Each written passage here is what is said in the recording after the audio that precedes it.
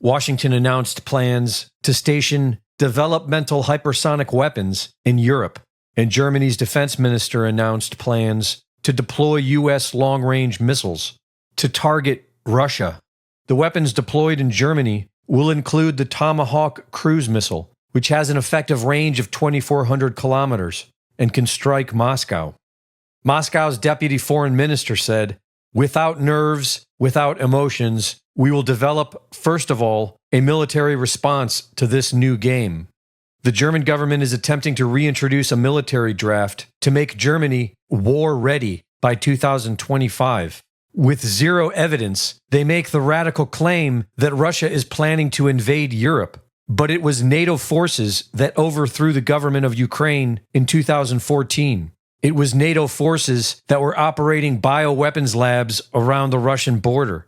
And it was NATO forces that sabotaged the Nord Stream 2 pipeline. So far, Russia's actions have shown calculated restraint. They understand that NATO is trying to provoke a major response, and eventually, NATO actions will demand one. Viktor Orbán recently visited Kiev and Moscow on an individual's mission of peace and was interviewed by a podcaster on his flight back from Russia. So that meeting was prepared in a totally secret way. First I was in Kiev to meet Zelensky. Then I started to organize the meeting with Putin. To make peace is a Christian action. You have to prepare yourself spiritually. So that's what I have done.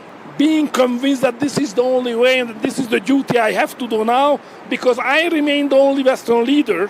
I'm the only Western leader now who can have a chance to talk at the same time with Kiev and Moscow. He asked Putin 3 questions. The first, President, what do you think about the peace plans? And what do you think about the frame and the process, how these peace talks are going on and you are not invited? So what do you think about it?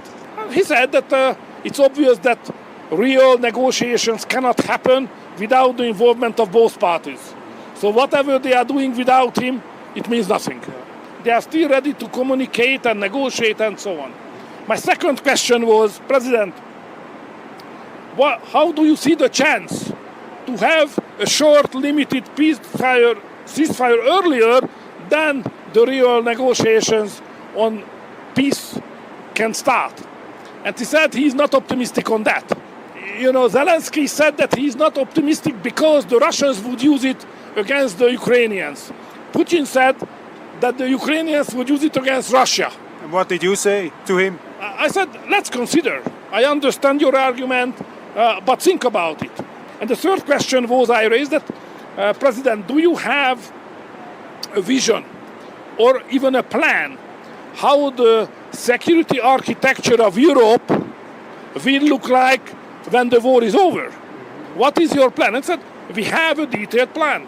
After his trip to Russia, Hungarian Prime Minister Viktor Orbán traveled to the United States, not to meet with President Biden, but with former President Donald Trump. Everybody is aware that sooner or later the war must be concluded. And we can't live eternally in the shadow of the war.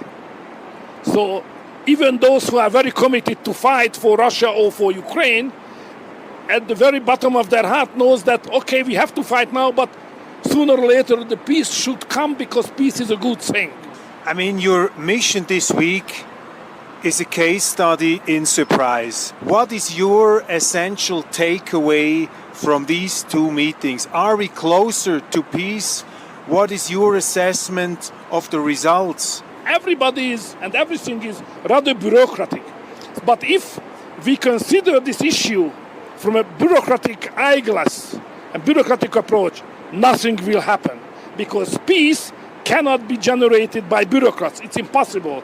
Many people have to work for it and on it. If you don't do that, there will be no peace. It cannot be bureaucratic. It must be political. Because only political leaders can manage to find a way, the shortest way to the peace. So what is the first step? First step is reopen the diplomatic relationship and reopen the communication channel.